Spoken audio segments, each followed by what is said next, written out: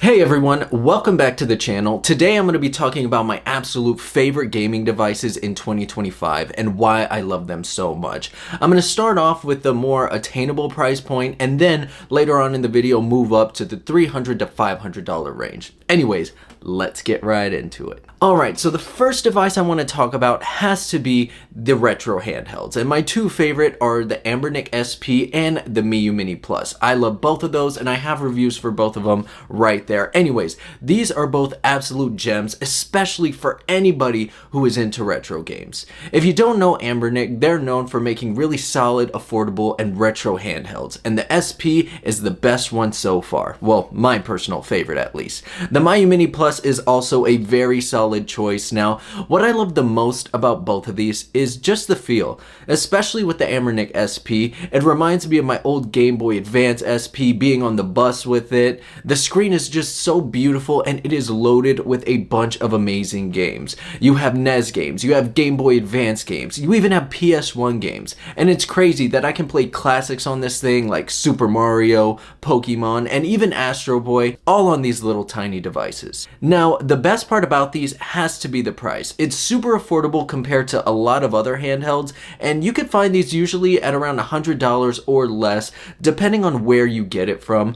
With both of these, the battery life is pretty solid too. You can get a good 5 to 6 hours of play just in one charge, and it's perfect for trips, plane rides, and if you're just chilling on the couch too. Honestly, there's something about turning this thing on, diving into my old games. It just hits different. If you love retro gaming, I definitely think you should pick one of these things up. Also, if you do see anything you love in this video, the link for everything will be in the description down below. So if you do want to purchase that, go ahead and check it out over there. And next up, I want to talk about my absolute favorite handheld device in the world, and that is the Nintendo Switch Lite.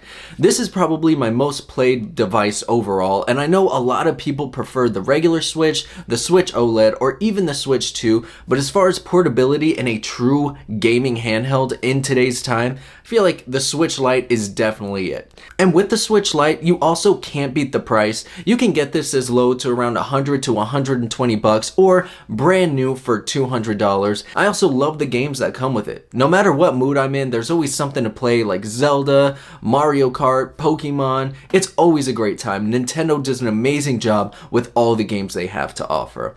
On top of that, even though it doesn't dock to a TV, I don't mind it. However, if you did want to play those games on the big screen, I would recommend going with obviously the Nintendo Switch or the Nintendo Switch 2, but personally, as a true handheld and something that you can literally take anywhere and everywhere, the Nintendo Switch Lite is my favorite option, especially for the price. Like $100 for a Switch, it's crazy. Like I said, if you get it used. The next gaming device I love, and I've been using it a lot lately, has to be the MetaQuest 3.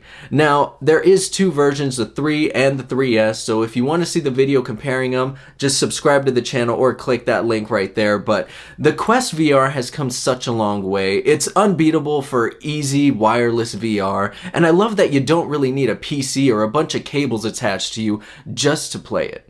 And I feel like VR has been out for so long that it's evolved so much that the games releasing now in 2025 are really, really good. Some of my go-to games on the Quest 3 are classics like Beat Saber. I also play Contractors whenever I'm playing with my friends, Ghost of Tabor, and since football is right around the corner, I've been playing NFL Pro a lot. And NFL Pro Era is honestly my favorite game as a football fan. You should definitely try it out.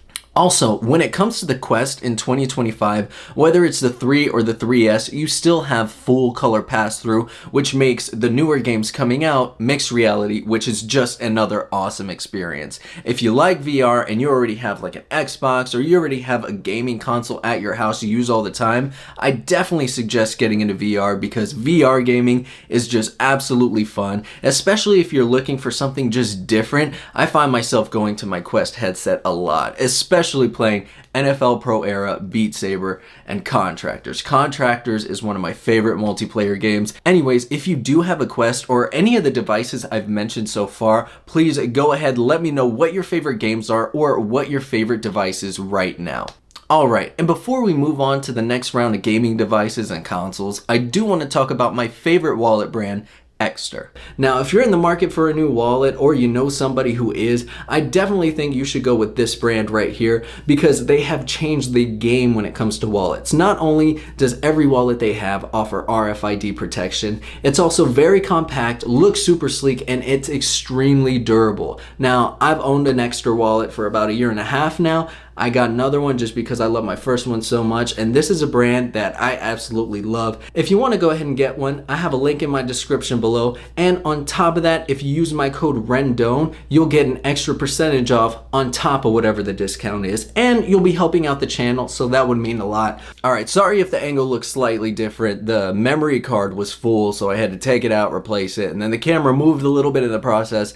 Anyway, if you're liking this video, go ahead, hit the subscribe button. Let's talk about my next favorite devices, and I'm almost positive you know what these are already, and that is the PS5 and the Xbox Series X. Now, the reason I put both of them together is because I think they are very, very similar in price and in what they do. They're both really great consoles. However, PlayStation does have a lot more exclusives. For example, I love Spider-Man 2, God of War. All those games are just absolutely amazing, but Xbox does have Game Pass to where you can play xCloud on any device wherever you go. You can even play it on the Quest, but between both of these, they're both around the same price, and these are the ones I highly recommend. If you don't have a PS5, if you don't have an Xbox, I definitely think you should get one.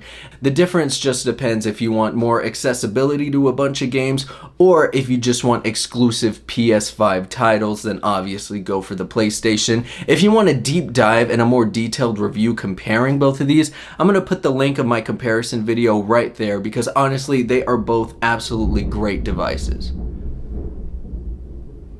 Did y'all hear that? Can y'all hear that thunder? It's storming out here. It's storming out here in Chicago, everybody. But anyways, the best part about both of these has to be the performance. I mean, you have fast load times, 4K gaming, smooth online play. The performance on both of these is just great. Even with the cloud gaming for Xbox, it's growing. You don't even need to have a big TV. Like I said, you could play it on your phone, you could play it on your iPad, you could even play it on your Quest if you wanted to as well. And I think having one of these consoles still hooked up to your TV, for me, is one of the best experiences ever. And in 2025, when it comes to the Xbox and the PS5, the one I absolutely play the most has to be the Xbox. And that is my #1 console overall that I have been playing like crazy in 2025. Do you need both of them? I don't really think so. I don't think it's necessary, which is why I sold my PS5. But honestly, one of those is just going to be fantastic for you. And if you don't have one yet, you should definitely get one. Anyways, those are my top gaming devices in 2025. Like I said, if you have any of these, or if you have a gaming device that I just didn't mention, please leave it in the description down below, and maybe I could check it out. If I think it's interesting, I'll get it and then do a review on it, but it has to be a good device that I'm interested in. Anyways, thank you so much for watching. If you have any questions or comments on anything, leave them down in the comments below, and I am very interested to know what you're playing in 2025. What is your overall best and favorite handheld gaming device, or just gaming device in general? Because I'm very interested to see what y'all are playing, so let me know down in the comments below. Anyways, thank you so much for watching, and don't forget, like, subscribe, and I'll catch you next time. Peace.